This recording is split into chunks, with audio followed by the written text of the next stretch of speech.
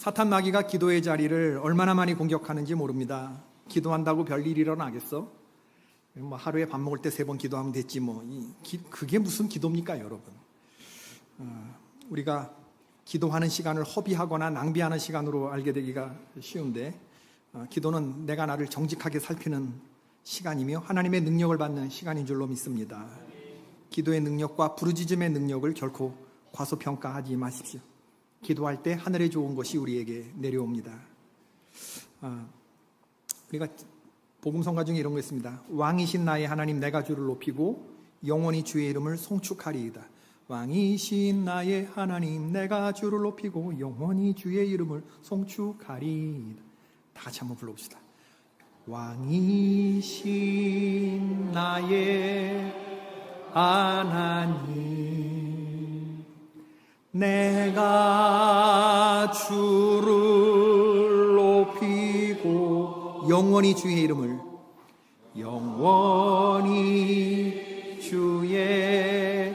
이름을 송축하리이다. 송축하리이다.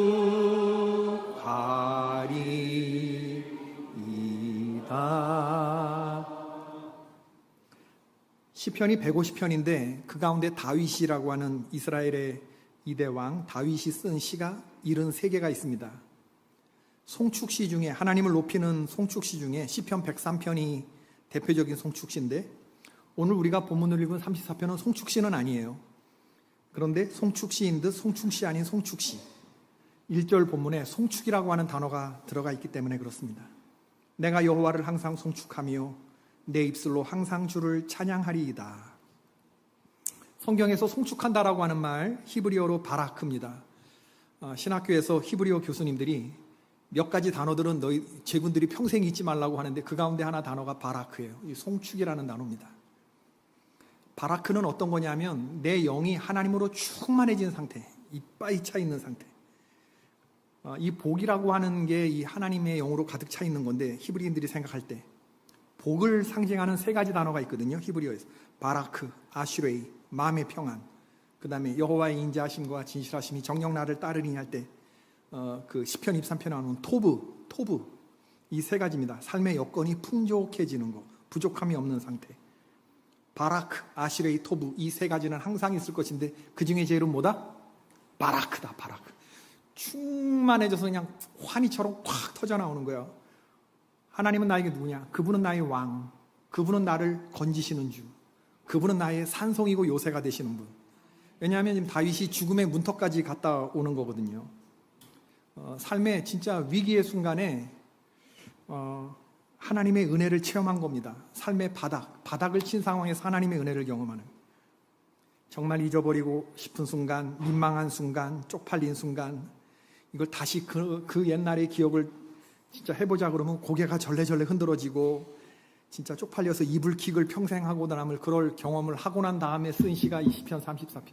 이게 사연이 있는 시입니다. 다윗은 죽을 뻔했거든요. 그런데 내가 여호와께 간구하매 내게 응답하시고 내 모든 두려움에서 나를 건지셨도다. 다윗은 이것을 시로 고백했어요. 다윗이 고백하는 하나님은 나를 건져주시는 하나님. 내가 수렁에 빠져 있는데 혼자 힘으로 못 나와요. 나를 건져주시는 하나님을 경험하는 거예요. 오늘 시편 34편에는 부제가 적혀 있습니다. 다윗이 아비멜렉 앞에서 미친 채 하다가 쫓겨나서 지은 시 이렇게 돼 있어요. 오늘 배경은 사무엘상 21장이죠. 내용은 이렇습니다. 다윗이 골리앗을 쓰러뜨리고 일약 백성들의 영웅이 되죠. 당시의 왕은 사울 왕이었는데 사울이 죽인 자는 천천히요 다윗이 죽인 자는 만만이다. 민심이 현재 왕이 있는데 사울 왕이 아니라 다윗에게로 쭉 흐르는 걸 보고 사울 왕이 시기가 됐습니다. 그래서 다윗을 죽이려고 했어요. 예상치 못한 일이었습니다. 사울과 다윗의 관계를 보자 그러면 사위와 장인의 관계이기도 하거든요. 장인이 사위를 죽이려고 하는 거예요. 단창 던지고 막 공식적으로 3번 죽이려고 했는데 사위는 장인을 못 죽이는 거예요.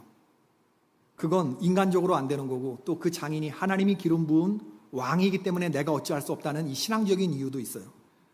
근데 내가 가는 곳마다 그게 가족이든 친구든 친척집이든 막 사울왕이 군사를 보내서 다 작사를 내니까 다윗이 만나고 접촉한 사람 다 죽이니까 가족한테도 못 가고 친척한테도 못 가고 이스라엘 땅에 발붙일 곳이 없어서 어디로 건너갔어요?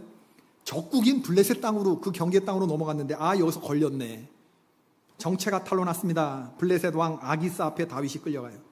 오늘 본문에 아비멜렉 앞에서, 아비멜렉이라고 하는 건 킹, 대한민국 대통령, 애국, 파라오, 블레셋, 아비멜렉, 이게 다 멜렉, 왕이라는 뜻이거든요. 이름이 아닙니다. 포지션의 타이틀 이름이지. 아비멜렉 아기스 왕이 앞으로 끌려가는데 이제 블레셋 사람에 죽게 될 판이죠. 블레셋의 장군 골리앗을 죽인 다윗이 지금 생포돼서 온 거니까 이제 곧 죽을 상황인데, 이때 다윗이 살고 싶어서 한 게 뭐냐면 미친 척하는 거. 대문짝을 끌어안고 그저 글을 쓰지 않나, 괜히 침을 질질 흘리면서 이 수염을 적시면서 완전히 실성한 사람 흉내를 내는 거죠. 살려고 한 짓입니다, 여러분. 어려웠던 시절에 여러분 살기 위해서 나는 이런 짓까지 해봤다. 우리 말 안 하지만 그런 비굴하고 비루하고 진짜 막 이불킥 할 것 같은 그런 순간이 없었던 사람이 누가 있겠습니까? 다윗은 본능적으로 형법 제10조 2항 심신미약으로 인한 감경을 누린 거라고 생각이 돼. 아님 말고 아기스 왕이 보니까 다윗이 기가 막히거든. 이게 완전 미친 살려고 했던 간절함이 리얼한 연기를 가능케 했던 모양입니다. 아기스 왕이 말하기를, 아비멜렉이 우리나라에 미친 사람이 없어서 이 사람을 여기로 데리고 왔느냐, 당장 쫓아내라. 죽일 가치도 없다고 생각했던 모양이에요. 골리앗 장군을 죽여서 대단한 장군인 줄 알았더니 미친놈이네. 이런 걸 죽여서 뭐해, 그냥 내버려라. 쫓겨나면서 기뻐서 쓴 게 오늘 34편이에요. 다윗의 일생에서 보자 그러면 굉장히 수치스러운 간증이죠. 이방왕 앞에서 이스라엘의 기름 부음 받은 자가 미친 척하다가 쫓겨나서 목숨 무지한 것을 감사해서 바라크한 거니까. 여러분 살면서 어디까지 비루하고 비굴한 짓을 해보셨습니까? 제가 아는 어떤 성도님, 친구들이랑 자기들 어렸을 때 고생한 이야기들을 했던 때가 있으셨나 봐요. 친구들이 다 자기 어려운 얘기들을 하더래. 그래서 이분이 그랬대. 너희들 야반도주 해봤어? 한 번도 아니고 3번씩이나 야반도주 해봤어? 그랬대. 올킬. 당신 어렸을 때 기억이죠. 아버지가 사업을 하셨는데 잘 된 적이 없이 아버지가 쭉 안 됐대. 쭉 아버지가 안 됐대. 제가 그 성도님의 이야기를 저만 들은 게 아니라 이렇게 여럿이 들었는데, 그냥 지우고 싶은 기억이었을 거고 부끄러운 기억이었을 텐데 그걸 이렇게 유쾌하게 말씀하시는 걸 보고 제가 앞에서 이렇게 들으면서 하나님께 참 감사했습니다. 상처일 수 있는 거잖아요. 굳이 말할 필요 없는 거잖아요. 근데 그 과거의 그 기억을 유쾌하게 말할 정도로 이게 치유됐다, 그 얘기를 하는 거예요. 치유됐다. 과거를 곱씹어도 전혀 그게 내 현재 삶에 어떤 바더를 되거나 상처가 되거나 쓴 것이 올라오거나 그러지 않아요. 그냥 유쾌하게 푸는.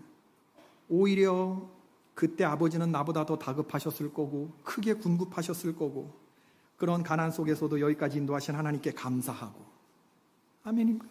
서울 은평구에 자기 집이 있는데 아들이 공부를 너무너무 잘해서 강남 대치동에서 공부시킬까 싶어 갖고 왔는데, 얘 이제 대학 가고 의사 되거나 뭐 이렇게 되면은 이제 헤어지게 되겠지만 축복이 이루어지더라고. 주여, 여기 와 있는 동안에 대박이 나게 해주십시오. 그 가정이 대박이 나게 해주십시오. 기도가 되더라고. 기도가. 축복이 이루어지고. 인생의 다급한 순간에 하나님을 향해 부르짖으시기를 주님의 이름으로 축원합니다. 의인이 부르짖음에 여호와께서 들으시고 그들의 모든 환난에서 건지셨도다.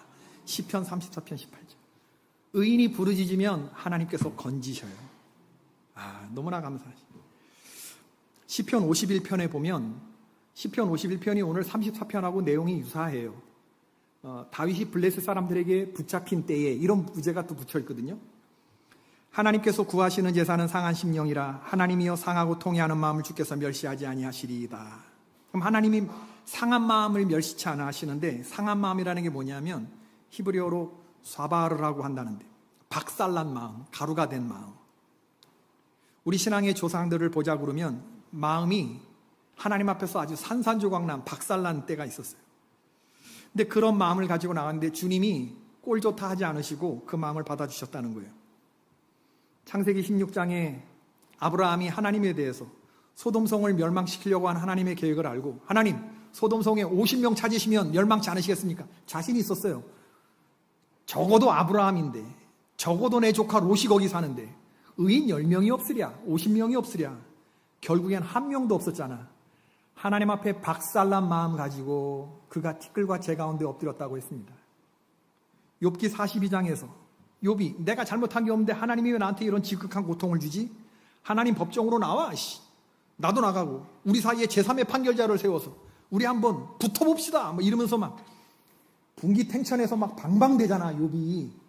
근데 나중에 욥기 38장 이후에 하나님을 만나고 나서 막 박살나요, 그 마음이.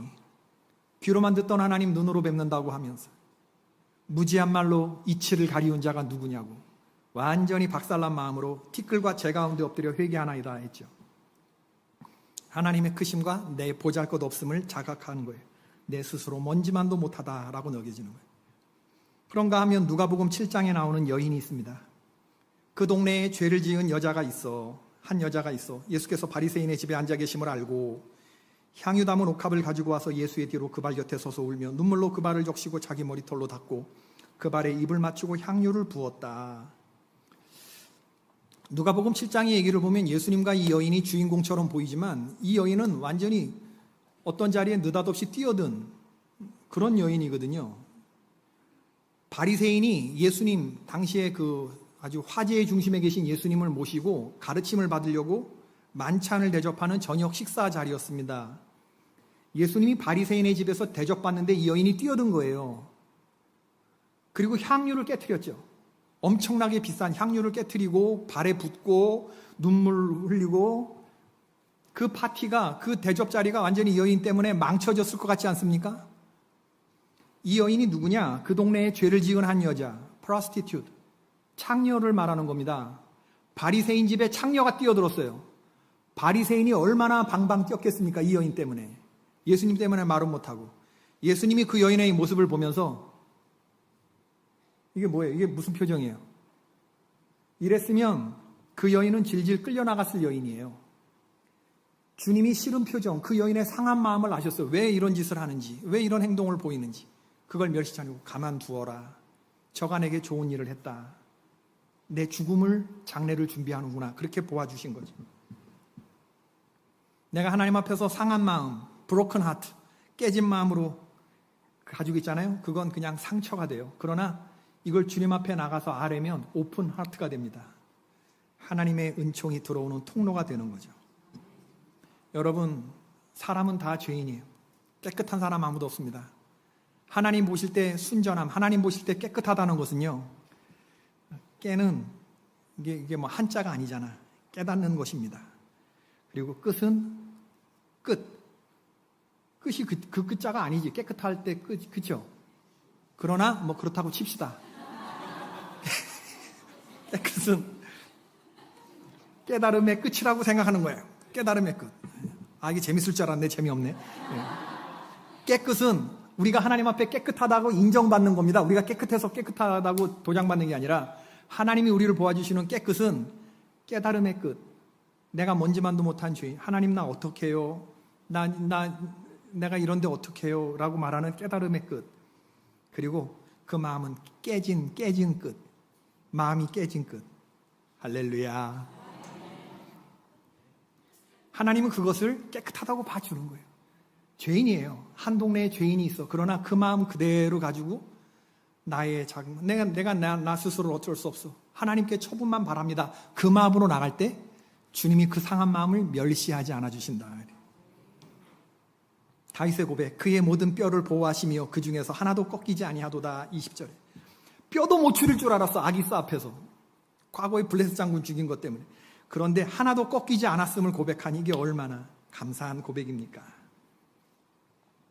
여러분, 다윗은요, 법궤가 예루살렘에 들어왔을 때 법궤 앞에서 힘껏 춤을 추다가 바지가 흘러내려서 자기의 몸이 드러났던 때가 있어요. 이것 때문에 부인한테 잔소리를 듣지요. 다윗의 아내 미갈이 보고 심중에 업신여겼다 했습니다. 심중에 업신여겼어요.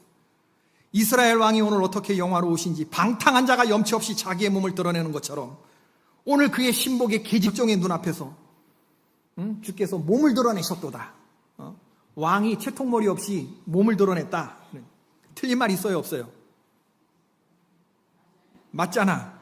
이때 다윗이 참 섭섭했을 것 같지 않습니까? 이렇게 제정신일 때도 이렇게 했는데, 제가 말씀드리려고 했던 건, 미갈이 만약에 다윗의 이런 미친 척하고 침 이러고 질질 흘리는 걸 봤으면 참 혼자 보기 아까운 광경이로다 뭐 이러지 않았겠나, 이런 생각을 해보게 되는 거예요. 아이고 내가 알아봤다 뭐 이러지 않았겠나, 이런 생각. 다윗이 참 섭섭했을 것 같아. 이 여자하고는 소통이 안 되는구나. 여러분, 남자들이 예쁜 여자 좋아합니까? 예쁘게 말하는 여자 좋아합니까?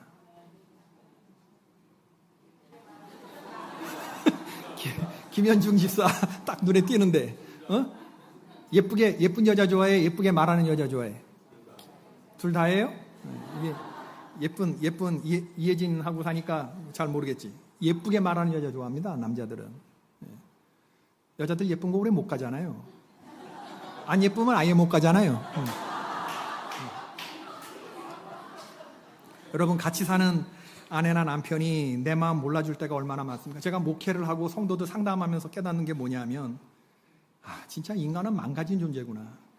살면 살수록 나를 깊이 이해하는 게 아니라 나를 점점 기피해.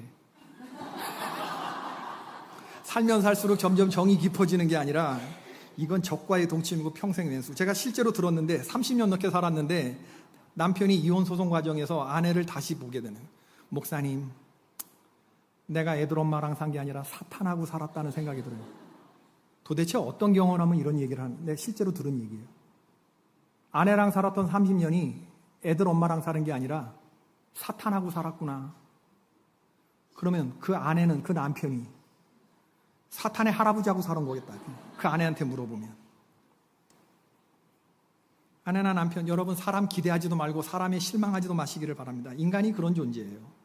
인간에게 무슨 위로가 있고 무슨 환대가 있습니까? 그럴 때 아내나 남편이 내 편 되어주면 얼마나 좋아. 그러면 참, 그때 아내라도 지적질하고 말이지, 내 편이 안 되어주고. 언젠가 우리 집사람이 저한테 그런 얘기를 하더라고요. 에휴, 성도들이 우리 이 목사님을 모르네. 아유, 이만하면 감리교회에서 꾀견인데, 꾀견이 뭔지 아세요? 꽤 괜찮다. 감리교회 6,657개 교회가 있는데 6,657명의 목사가 있지 않겠습니까? 그 중에서도 아유, 우리 남편 이 목사님 같으면 꽤 괜인데, 아유, 당신 떠나고 나면 그때야 알게 되겠지. 당신은 모르실 거야. 세월이 흘러가면은 그런가? 혜은이 노래 있잖아요. 그때서 뉘우칠 거야. 아유, 성도님들이 우리 목사님의 본심을 모르네. 안타깝네. 그런데 제가 운전하고 있어서 그때 눈물이 핑 돌던데. 아유, 우리 성도님들이 우리 이 목사님을 모르네. 이 목사님 떠나고 나면 알겠지. 김창옥 교수 강연에서 본 내용인데, 결혼생활 20년째 해오고 있는 부부가 있대요. 오늘 아내가 남편에게 말했답니다. 여보, 나 갱년기인가 봐. 너무 힘드네. 남편이 대답이, 힘들면 살이 빠지는 게 정상 아니야? 근데 살 있죠? 뛰어. 좀 뛰라고, 이 사람아. 이래버리면 남편이 답이 안 나오는 거지. 아내가 다른 사람을 험담한대요. 자기야, 나 그 백삼동 아줌마 있잖아. 그 여자는 지 남편이 돈을 갑자기 벌어든지 유세가 아주 대단해. 난 그런 여자가 제일 꼴불견이야. 그때 남편이 누구 편을 들어야 됩니까? 아내 편을 들어야 됩니까? 백삼동 아줌마를 편 들어야 됩니까? 어딜 가나 있다, 그런 여자들. 갑자기 돌면 사람들이 그렇게 돼. 상종하지 마. 자기가 괜히 스트레스 받아버린다고. 이러면 얼마나 분위기가 좋아지겠습니까? 당신도 문제는 많아, 이 사람아. 더 힘들어, 그 백삼동 아줌마는. 당신 때문에. 내가 안 봐도 알아. 내가 알잖아. 내가 당신하고 살아본 사람이 내가. 난 객관적인 사람이야. 내가 고치라고 했어, 안 했어? 나니까 당신 사랑하나 보다. 이런 얘기 해준다, 내가. 쓸데없는 소리 좀. 뛰어. 이러면, 아이고, 내가 다윗이 아무도 나를 몰라주고 내가 어디도 가 있을 수 없을 때, 그때 다윗이 시편 56편 8절에서 이렇게 얘기해요. 나의 유리함을 주께서 계수하셨사오니 나의 눈물을 주의 병에 담으소서. 이것이 주의 책에 기록되지 아니하였나이까. 우리가 인생 살면서 다윗처럼 느낄 때가 얼마나 많은지 몰라요. 아무도 나를 알아주는 사람이 없을 것 같은 외로움과 고독의 시간. 어디 몸과 마음을 맘 편히 정착하고 의지하고 살 데가 한 군데도 없구나 생각될 때, 그때 사람들이 극단적인 생각을 하는 거예요. 오늘 죽을지 내일 죽을지, 자다가 살해당할지, 아니면 그냥 이 망할 놈의 세상, 이 그지 같은 세상, 온통 한번 불사지르고 그냥 나도 끝내? 이런 생각이 막 들을 때, 다윗이 그런 지경까지 간 거예요. 그럴 때 아니야, 하나님이 내 고통을 아셔. 아니야, 내가 이렇게 유리할 때 하나님은 다윗이 어떻게 도망다니는지 그것을 다 손으로 세고 계셔. 사람들 앞에서 울지 못하겠죠. 왜냐하면 600명의 자기를 따르고 몸을 의탁하는 그런 사람들이 있으니까 강해 보여야 되니까 울지는 못하겠지만, 혼자 있을 때는 얼마나 불안하고 그도 위로 그랬겠습니까? 억울하고 원통하고 펑펑 울 때가 있었겠는데, 남이 아무도 안 볼 때 나의 흘리는 눈물을 주께서 병에 담으셨어. 나의 고통당하고 원통하고 나의 분노를 주님의 책에 기록하셨을 것이다. 다윗이 그렇게 믿는 거예요. 다윗 신앙의 정수입니다, 여러분. 우리는 평상시엔 예배도 나오고 하나님의 말씀대로 사는 것처럼 하다가 진짜 위기가 생기면 여러분 어디 갑니까? 하나님께 피합니까? 사람 만나다니고 은행 기웃거리고 우리 별짓 다 해보고 안 되면 그때 나오잖아. 다윗은 정반대. 평상시엔 건들건들거리는 것 같아도 위기의 순간에 하나님께 나와서 내가 주께 피한다고 말했던 사람. 주님은 내 상한 마음을 아실 것이다. 주님은 내 눈물의 의미를 아실 것이다. 내 아픔을 아실 것이다. 그럴 때 하나님께서 난 널 알아. 그 새끼들이 잘못된 거야. 네가 잘못된 게 아니야. 같이 까주시는 하나님. 나의 편이 되어주시는 하나님. 네 원수들이 다 잘못된 거야. 난 네 편이야. 난 네 눈물을 알아. 그놈들이 잘못된 거라고 같이 까주면서 같이 욕해주시는 하나님을 체험하는 거야. 왕이신 하나님, 내가 주를 높인다고 이렇게 고백되는 거야. 시편 56편 9절, 내가 아뢰는 날에 내 원수들이 물러가리니 이것으로 하나님이 내 편이심을 내가 아나이다. 너무 중요한 구절이라 다 같이 읽어봅시다. 시작.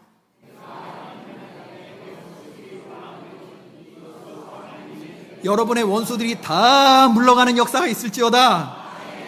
하나님께서 난 네 편이야, 이것을 매일 음성을 듣게 되기를 축원합니다. 하나님이 여러분에게 난 네 편이다 라는 음성을 매일 들으려면 어떻게 하래? 아뢰래잖아요. 아뢰래잖아. 내가 아뢰는 날에. 매일 듣고 싶으면 매일 아뢰야죠. 매일 새벽에 주의 전에서 난 네 편이야 이 소리를 들으시는 여러분 제가 되십시다. 내가 아뢰는 날에. 이 하나님의 음성을 한 달에 한 번 들어서야 되겠습니까? 1년에 한 번 들어서야 되겠습니까? 매일 새벽에 난 네 편이야. 난 네 눈물을 알아. 네가 지금 몸둘 것 없이 이렇게 막 도망다니고 그러는 건 내가 다 세고 있어. 그러나 반드시 이 과정이 의미가 있을 것이고 반드시 이것에 끝이 있다. 너 그걸 믿어야 된다. 주님이 붙잡아 주시는 거. 얼마나 감사한 얘기인지 모르죠. 그리고 시편 56편 11절, 내가 하나님을 의지하였은즉 두려워하지 아니하리니 사람이 내게 어찌하리이까. 이게 다윗이 이제 믿음이 생기는 거예요.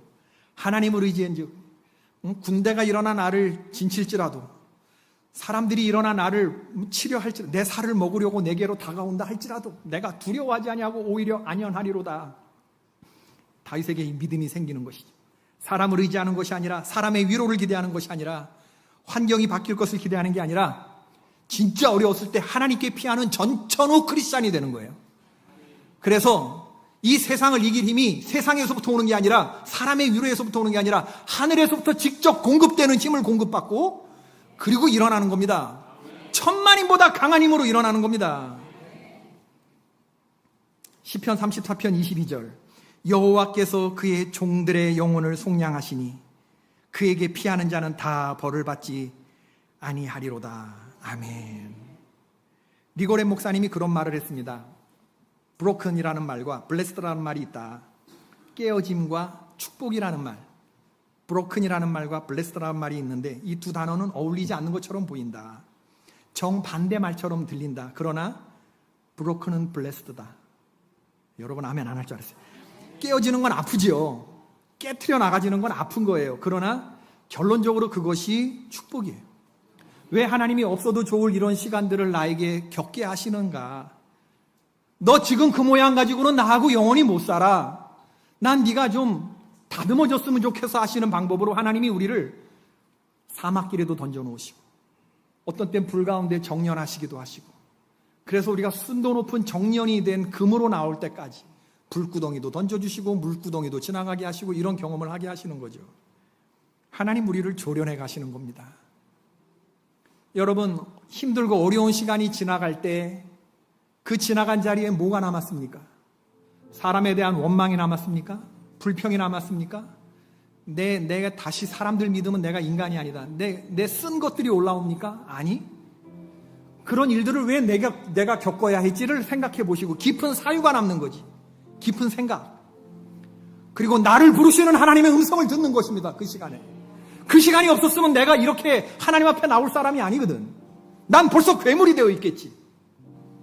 그런 과정이 없었으면 나는 내가 승승장구만 하고 장밋빛길만 가고 내가 햇빛만 간다 그러면 하는 일마다 잘 되고 다 그랬으면 악인의 형통함. 그냥 나는 지금도 내리막길을 그게 사망과 심판과 멸망의 길인 줄 모르고 기분 좋게 내려가고 있겠지. 그러나 하나님께서 나를 세우시고 나를 깨트리시고 나를 조련하시고 훈련하셔서 오케이, 이제야 네가 나 닮은 모습으로 닮아가는구나. 난 너랑 영원히 살고 싶어. 이게 앞에서는 네가 아프지만 영원한 관점에서 보면 이건 블레싱이야. 이건 브로큰이 아니야. 이건 축복이야. 주님이 우리에게 말씀하셔. 고통스러운 시간을 지날 때 잊지 마십시다. 하나님께서 우리의 고통의 처음과 끝을 알고 계시고 하나님의 인생 플랜 속에서 더 좋은 미래를 계획하고 계시는 이 하나님을 믿으셔야 돼요. 이 플랜은 이 땅에서 내 힘으로는 결코 온전하게 경험하지 못할 미래입니다. 우리 이 찬양 부르시다. 마음이 상한 자를,